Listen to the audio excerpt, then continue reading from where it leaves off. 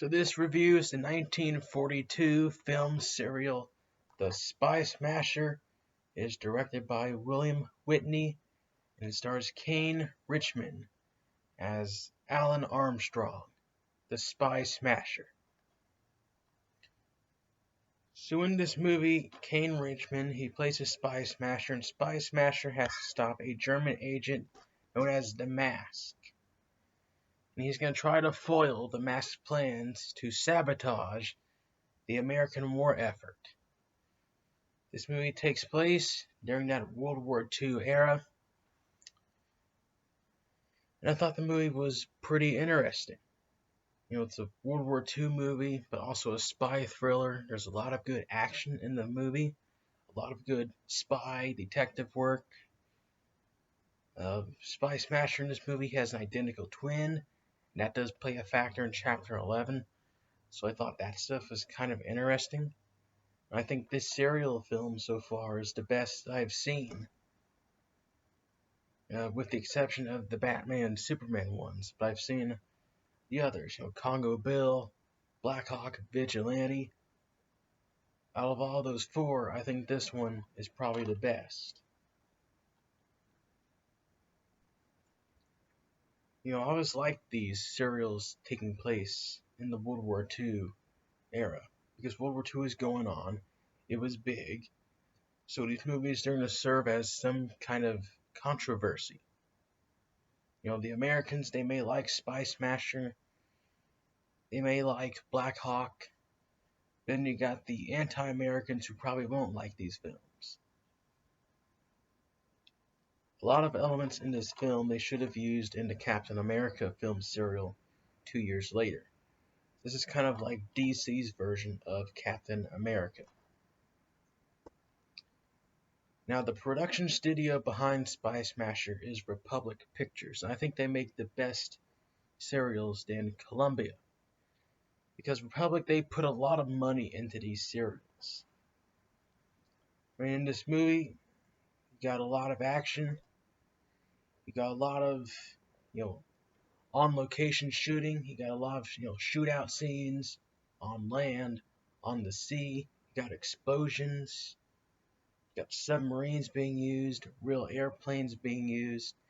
In the Columbia Pictures movies, they just use some animation to simulate an airplane or some kind of flying saucer. So, Republic, they put a lot of money. There's a lot of in-house effects in these movies. And in 1942, for them to do all this stuff kind of amazes me, because they didn't have the computer-generated imagery like we do today. So for them to make Spy Smasher, Captain America, pull these movies off, it's incredible. The only Columbia serial pictures that really stand out to me are the Batman Superman ones. Those are the only ones that really stand out.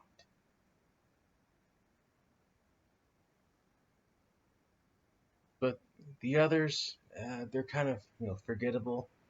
I would have to say Vigilante's probably the best out of Congo Bill, Black Hawk, and Vigilante. I like the Vigilante one. That one's a little bit of a western that reviews up on the channel.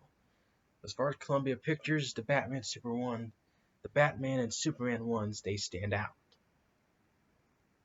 But I'll take this one, made by Republic Pictures, rather than the other ones, excluding the Batman Superman series. The serial film, that was pretty good, a 10 out of 10. I would totally check it out. This film series is also 12 chapters. It is less than the other 15 chapter serials, which is good because watching these films, they are very tiring. They drain you out. These films take 4 hours to complete.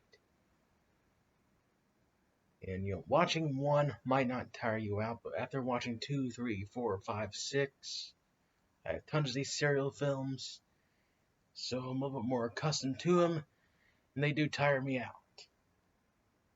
But Spy Smasher, that was pretty good. A good World War II film, a good spy flick in the 40s. Check it out, buy it off Amazon. You might be entertained, or you might not. But I think this is a DC early film, kind of worth celebrating. I'd like to kind of see them incorporate some Spy Smasher into the DCEU. I think he's been brought to television in the Justice League TV series. I'm not so sure. I think. But Spy Smasher, 10 out of 10. Thought they did a pretty good job with this film. This has been your review of Spy Smasher. Only one more serial remains, and that is Hop Harrigan. So after that, we have reviewed all the DC film serials, except for Captain Marvel. We'll get that when Shazam 2 comes out on DVD. But of all the movies that I've had, Hop Harrigan remains, and we'll probably watch that one on Tuesday. So see you later for that one.